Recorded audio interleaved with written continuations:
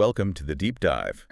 We sift through compelling sources, pull out the core ideas, and basically give you the shortcut to being seriously well-informed. And today, we're diving into something pretty provocative. This idea that a political ideology, it can be great for stability, a force for good at home, Right. but then turn it outwards and it becomes a source of, well, chaos and failure abroad. That's exactly our mission today. We're looking deep into this tension. You've got the universal ideals of political liberalism on one side, and then the messy, frankly, survival-driven world of international politics on the other. And the core argument we're pulling from the sources is that when a big, powerful state goes all in on an ambitious, liberal foreign policy, liberal hegemony they call it, it's operating under what the sources term a Great Delusion. And this isn't just like abstract theory. The sources trace this delusion directly to real-world stuff. Instability, failed diplomacy, those interventionist wars. So to really get it, we need to contrast liberalism with realism and nationalism. Look at the basic assumptions each one makes about how the world works, even about human nature. Okay, so where do we start? What is political liberalism, fundamentally? Right, let's break that down. We tend to think liberalism means freedom, but the sources get more specific. They see two main types. Both care about individual rights, sure, but they have really different ideas about what the state should be doing. Two types, okay. First up is modus vivendi liberalism. Think of it as the minimalist, sort of classical version. Okay. Its main job. Protect individual freedoms. Things like free press, property rights, what philosophers call negative rights, and wants a minimal state, very skeptical about government trying to, engineer society. Got it. Minimal state, hands off mostly. So what's the other one? That's progressive liberalism. And this is the one that's really dominant today. It accepts those basic negative freedoms, sure, but it adds a whole layer of positive rights. Positive rights, like what? Think the right to health care, maybe the right to equal opportunity, stuff that requires the government to do something, not just refrain from interfering. Ah, okay. So it needs an active state. Exactly. You can't really achieve those big social goals without an activist, interventionist government that's involved in social engineering. And the sources argue this progressive type basically won out. Why? Why did it win? Because modern life just got so complex. Think Industrial Revolution, mass armies, big national security needs. All these things seem to demand that kind of bigger, more involved state that progressive liberalism champions. So domestically, within a country, the consensus seems to be that this progressive liberalism is generally a genuine force for good. People want it. Yeah, mostly. It's seen as desirable inside the state's borders. But, and this is the core issue, the second you try to apply those same ideals to the world stage, the whole logic flips. It breaks down. That's the paradox the sources keep highlighting. Why, though? What? What's inherent in liberalism that causes this? It's what the sources call a crusader mentality, because liberals deeply value these universal, inalienable, or natural rights. Right. For everyone. For everyone. So they feel this strong pull, this incentive, to step in globally to protect the rights of, and I quote, virtually every individual on the planet. Borders, local politics, they become secondary. And that translates directly into what? Foreign policy. Into liberal hegemony. The goal isn't just talking or diplomacy. It becomes active regime change. You mean literally toppling governments? Yes, toppling autocrats, trying to plant liberal democracies everywhere. Because the belief, the core faith, is that a world full of liberal democracies will be peaceful. It'll get rid of problems like terrorism or nuclear weapons spreading. There's a specific example of this thinking. Well, definitely. The sources point straight to President George W. Bush in 2003 talking about Iraq. He said, America's belief in liberty leads in the same direction to a free and peaceful Iraq. Wow. So the belief was that exporting the American model would just work, fix things. That was the underlying faith. That domestic ideals are universally applicable and transformative. But the sources argue this whole approach is built on shaky ground, on flawed ideas about human nature. Exactly. Liberalism tends to see people as, well, fundamentally individuals, atomistic, guided by reason. The idea is, if we all just think logically, we can agree on the best way to live, right? Sounds nice in theory. But the sources really push back on that. They argue humans aren't primarily atomistic individuals. We're fundamentally social beings. Social beings, meaning what? Meaning we're like survival vehicles operating within groups. Our group identity, our collective survival often comes first. Individualism is actually secondary. Okay. And what about reason? Can't we reason our way to agreement? Well, the sources argue reason has serious limits in politics. Well, We can't actually reach universal agreement on the big questions, what they call first principles, or what the good life really is. you mean like morality, justice? Yeah. Think about major political fights today. People aren't disagreeing just because one side is being illogical. They often start from fundamentally different, incompatible moral viewpoints. The sources mention a philosopher on this. They do. Alasdair MacIntyre. He talked about the interminable character of moral debates. They just go on because there's no purely rational way to settle them. So if reason can't guarantee agreement, Then trying to impose one specific model, like liberalism, universally, purely through appeals to reason, it's kind of doomed from the start. and this is why other ideologies might be more realistic. That's the argument. Ideologies like realism and nationalism, which see the world as distinct groups or states competing for survival, they might be more aligned with how humans actually operate compared to universalist liberalism. Which brings us neatly to nationalism. You mentioned its power. Huge power. The sources are blunt. Nationalism is the dominant social group on the planet. It's a ubiquitous force everywhere in the modern world, and it clashes head-on with the liberal project. How so? What's the main clash? It's about scope, first off. Nationalism is particularist, Meaning? meaning it prioritizes your group, your nation, your identity, and survival above all others. Liberalism, remember, is universalist. It tries to put the rights of every single individual everywhere on the same level. Those seem fundamentally opposed. They are. And think about territory, land. For nationalists, their land isn't just property, it's sacred territory. It's tied up with the nation's identity, its history.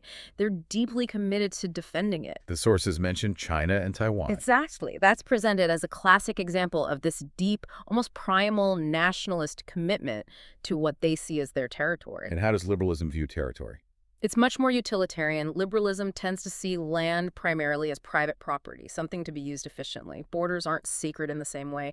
That deep emotional, historical tie to defending it, it's just not really there in liberal theory. Which is totally different from how most people actually feel about their homeland. Right. And this leads to a crucial power dynamic.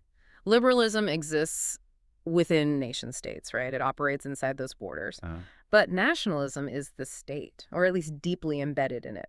So when liberal universal ideals crash against strong nationalist feelings, maybe in a country with multiple ethnic groups, or when there's an external threat, Nationalism wins. the sources say, almost every single time, nationalism's pull is just stronger, more fundamental. Now, it's easy for Americans to think, oh, that's other countries. Yeah.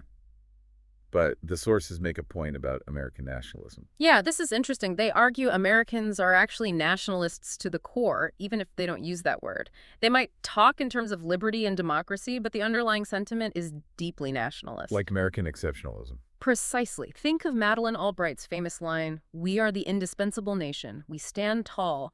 We see further into the future." That sounds pretty nationalist when you put it that way. Yeah, it is. It's a powerful belief that America is unique, maybe exempt from the normal rules because its values are supposedly universal and good for everyone, which ironically can fuel the very interventionism that causes problems. Okay, so that's the theory, the clash between these ideas. Let's talk practical consequences. What's the actual track record when liberal states try to implement this vision?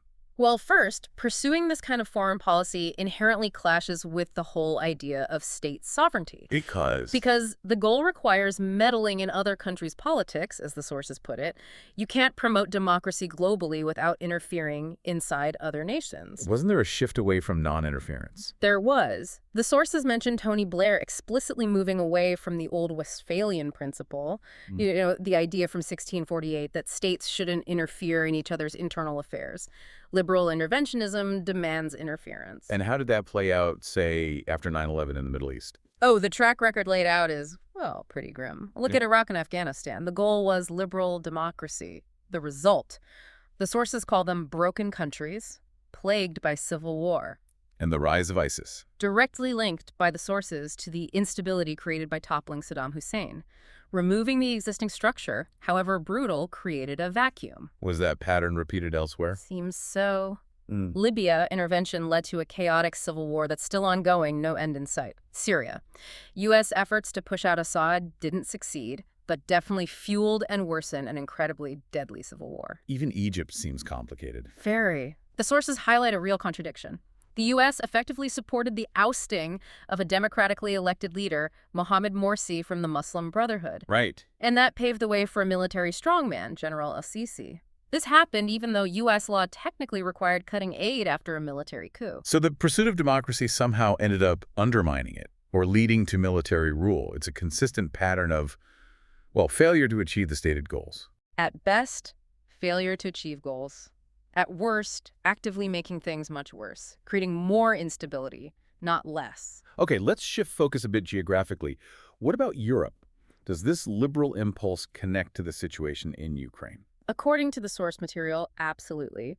The argument is that NATO expansion eastward was fundamentally driven by liberal principles. How so? The idea was to expand the zone of peace, integrate countries like Ukraine into a Western security community based on shared liberal democratic values. Sounds reasonable from a Western perspective. From a liberal perspective, yes. But Russia didn't see it through that lens at all. They viewed it through a classic realist geopolitical lens. As a threat. As an existential threat right on their border.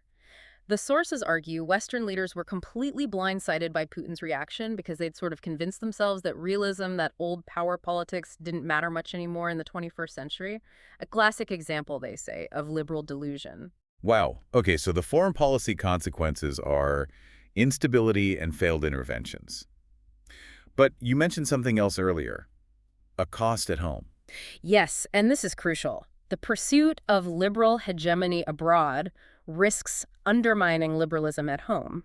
It can lead to what the sources call the garrison state. A garrison state? What's that? It's when a liberal state, facing what it sees as major threats or emergencies, starts adopting illiberal practices, beefing up surveillance, restricting rights, prioritizing security over liberty. Is there historical precedent for this? Oh, yeah. The classic example is Abraham Lincoln suspending habeas corpus during the U.S. Civil War. A drastic measure, justified by national survival. But it happens in modern times, too. Absolutely. The sources point directly to the post-9/11 era under both Bush and Obama.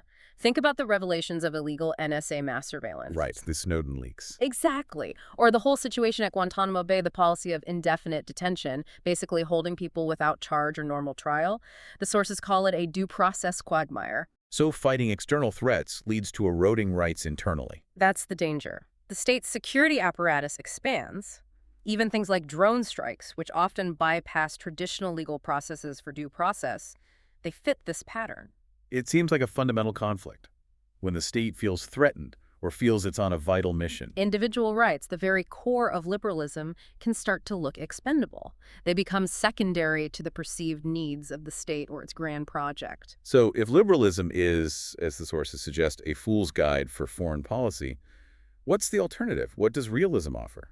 Well, realism starts from a totally different place. It focuses on states trying to survive in an anarchic world, a world with no higher authority where they compete for power. And from that perspective, it offers a guide for, basically, restraint. How does it justify restraint? Doesn't liberalism have theories about how to achieve peace? It does, but realists pick them apart. They challenge the core liberal ideas that supposedly justify intervention. Like the democratic peace theory, the idea that democracies don't fight each other. That's a big one. Realists acknowledge it's rare for democracies to fight each other, but critically, it's not zero. There are historical examples. How many? Not many, but enough. The sources argue that even a small number of clear counterexamples is sufficient to wipe out entirely the statistical and therefore, arguably, the substantive significance of the theory. Wait, just a few cases negate the whole theory for policy purposes? Why? Because when you're talking about war and peace, about national survival, you can't rely on a theory that has known exceptions, however rare. The stakes are too high. It's not reliable enough to bet the farm on. Okay, what about the idea that economic ties prevent war? If we trade a lot, we won't fight. Realists are skeptical of that, too. They bring up what they call the want of a nail logic. The old rhyme, for want of a nail, the shoe was lost. Exactly. For want of a shoe, the horse was lost. For want of the battle, the kingdom was lost. All for a tiny nail. So a small problem escalates. Precisely. Realists argue that if a state perceives even a small security threat developing, something that could eventually become an existential threat, like that missing nail, they'll prioritize dealing with it now, even if it disrupts trade or economic relationships. The logic of survival, of nipping potential threats in the bud, overrides economic concerns when push comes to shove. Interdependence doesn't guarantee peace when survival feels threatened. And international institutions, the UN, NATO, liberals put a lot of faith in those. Realists see them very differently. They argue institutions basically reflect the balance of power. They don't dictate it. They can't force great powers to do things they don't want to do. Why not? Because the international system is anarchic. There's no global 9/11, no night watchman to enforce the rules on the biggest players. So institutions are useful tools for states, sure, but only when they align with the interests of the powerful states. They don't have independent power over them. So realism offers a much more cautious, maybe even pessimistic view? Cautious, definitely. Realists are often described as Clausewitzians. They take the Prussian military thinker Clausewitz very seriously, especially his warning that war is inherently unpredictable, the realm of uncertainty. Fog of war, unintended consequences. All of that. Because they understand war is chaotic and unpredictable, realists are generally much less inclined to start wars compared to liberals, who often believe their actions will lead to clear, positive, predictable outcomes based on their ideology. And this translates into a different approach to intervention. More limited. Much more limited. Realists aren't interested in global social engineering. They argue for intervening only when truly vital strategic interests are at stake. What counts as vital? Typically, a great power's own neighborhood, key regions containing critical resources. The sources mention Persian Gulf oil as the classic example, and maybe areas where other great powers operate, like Europe and East Asia. So it's like focusing on your own backyard and the main highways, not trying to redesign the whole world city map. That's a good analogy. Secure your immediate interests, manage the big power relations, but avoid getting sucked into trying to remake every country in your own image. That's the unnecessary and often counterproductive social engineering they reject. Okay, let's try to wrap this up. The core lesson we've pulled from these sources seems pretty clear. Liberalism, however well-intentioned and beneficial it might be domestically, Right, protecting rights, fostering opportunity at home. it becomes a really problematic guide, maybe even a fool's guide for foreign policy. When a powerful state adopts liberal hegemony as its goal, It often leads straight to interventionism, messes things up globally, creates instability. and crucially ends up potentially damaging the very liberties it claims to cherish back home through the rise of that garrison state. Yeah, and that brings us back to a really fundamental point the sources touch on, about politics itself.